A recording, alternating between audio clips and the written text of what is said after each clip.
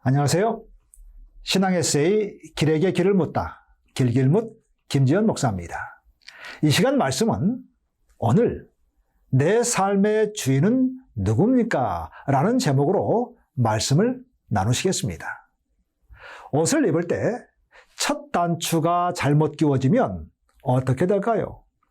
아시다시피 그 다음 단추를 아무리 잘 끼워도 온매무새가 안 납니다. 그저 우스꽝스러울 뿐이지요. 이유는 첫 단추가 잘못 끼워졌기 때문입니다. 우리의 신앙생활에도 첫 단추가 있습니다. 바로 산제사의 삶이라 할 수 있습니다. 사도 바울은 로마서에서 1장부터 11장에 이르기까지 믿음으로 말미암는 은혜를 전합니다. 그리고 12장부터는 그 은혜를 입은 성도들이 어떤 삶을 살아야 하는지 말씀하고 있는데 첫 출발은 로마서 12장 1절입니다. 그러므로 형제들아, 내가 하나님의 모든 자비하심으로 너희를 권하노니 너희 몸을 하나님이 기뻐하시는 산 제물로 드리라. 이는 너희가 드릴 영적 예배니라. 자, 이제 구원 얻은 자로서의 마땅한 삶을 살아야 하는데 그 출발이 바로 자신의 몸을 산 제물로 하나님께 드리는 것이라고 말하고 있습니다. 구약의 제사는 제물을 죽여 하나님께 드렸습니다.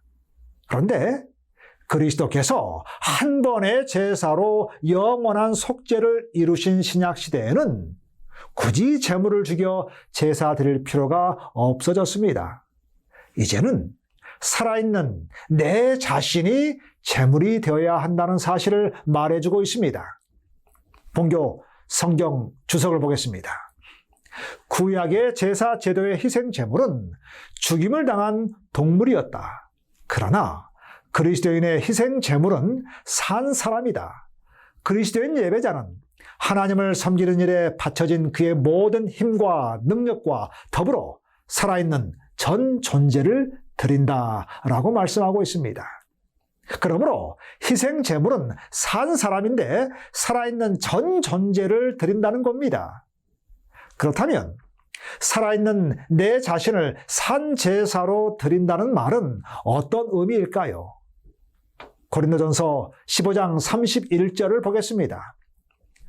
그리스도 예수 우리 주 안에서 가진 바 너희에 대한 나의 자랑을 두고 단언하노니 나는 날마다 죽노라. 이렇게 말합니다. 날마다 죽는 것이 산 제사를 드리는 거라 말할 수 있습니다.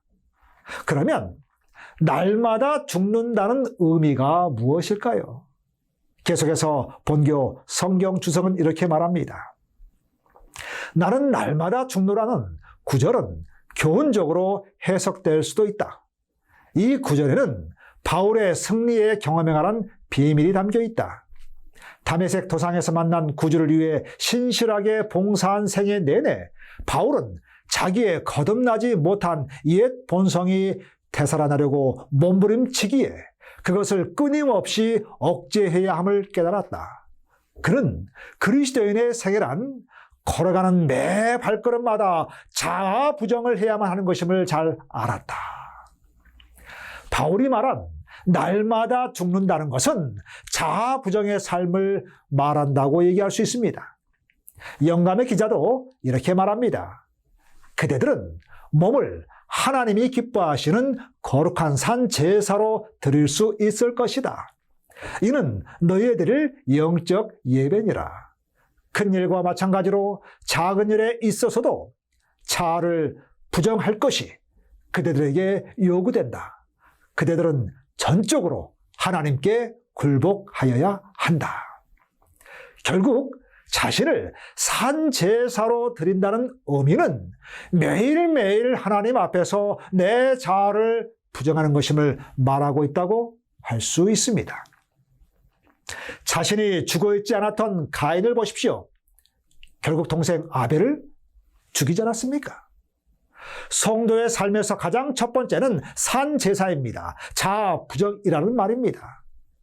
항상 옳은 말을 하고 맞는 말을 하지만 내가 살아있으면 그 옳고 맞는 말이 사람들을 살려내고 공동체를 회복시키지 않고 더 깊은 어둠으로 몰아갈 수도 있다는 사실입니다. 내 삶의 주인이신 하나님은 때때로 우리로 하여금 자부정의 삶을 살게 하기 위해서 종종 우리의 삶에 개입하셔서 하시는 일들이 있습니다. 내 삶의 주인이 바뀌도록 급작스럽고 답답하기까지 한 일들을 허락하신다는 얘기입니다. 하나님이 허락하신 그 일이란 한 단어로 말하면 시련입니다. 주인이 바뀌지 않아 여전히 내 삶의 주인은 나라고 한다면 그 삶은 볼 것이 없기 때문입니다. 그래서 하나님께서는 오늘도 우리의 삶의 고통스럽고 답답한 상황을 통해서 내 삶의 주인이 내가 아니라는 것을 깨닫게 하신다는 사실입니다. 하나님이 모세를 통해 히브리 민족을 구원하기 위해 하신 일이 무엇이었습니까? 먼저 모세의 자아를 죽이는 훈련이었습니다. 합세스트 공주의 양아들로 애굽의 모든 학문을 섭렵했을 모세였지만 그의 지식과 열정으로 이스라엘을 구원해낼 수는 없었습니다. 하나님은 모세로 하여금 미디안 광야로 쫓겨가게 했고 그곳에서 또 다른 40년 훈련을 받게 하십니다. 그 훈련은 철저히 자아를 죽이는 산제사의 훈련이었습니다. 영감의 기자가 말합니다.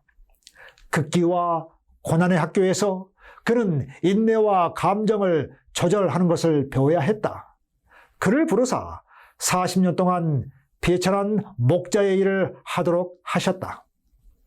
이렇게 하여 돌보는 습관, 곧 자기를 잊어버리고 동정과 부드러운 염려로 양떼를 돌보는 습관이 개발되므로 자비심이 깊고 오래 참는 이스라엘의 목자가 되도록 그를 준비시킬 것이었다.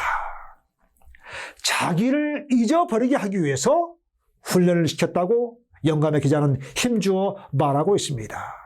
모세의 나이 80세가 됐을 때 마침내 그 훈련이 끝나게 됩니다.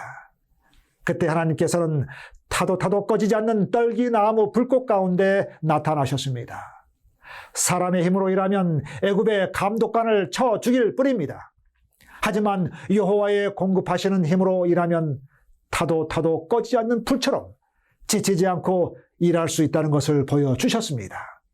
내가 철저히 죽고 내 삶에 예수님이 주인 되어질 때 그런 역사가 나타난다는 사실입니다. 그래서 실망할 것도 없고 속상할 일도 없습니다. 200여 년 전 영국의 옥스퍼드 대학교의 한 강의실에서 시험이 진행 중이었습니다. 문제는 칠판에 적혀 있었습니다. 문제는 예수님이 물로 포도주를 만든 기적에 담긴 종교적이며 영적인 의미를 서술하시오. 딱 한 문제였습니다. 강의실에는 답을 써 내려가는 소리만 들렸습니다. 다들 분주하게 문제를 푸는데 한 학생이 우두커니 앉아 있었습니다. 시험이 끝날 시간이 되자 감독관이 학생에게 다가가서 얘기합니다. 이보기 학생, 뭐라도 써야 하지 않을까? 하고 나무랐습니다. 그제야 학생은 답안지에 뭔가 쓰기 시작했습니다. 단 한 줄을 썼을 뿐이었습니다. 이렇게 말입니다.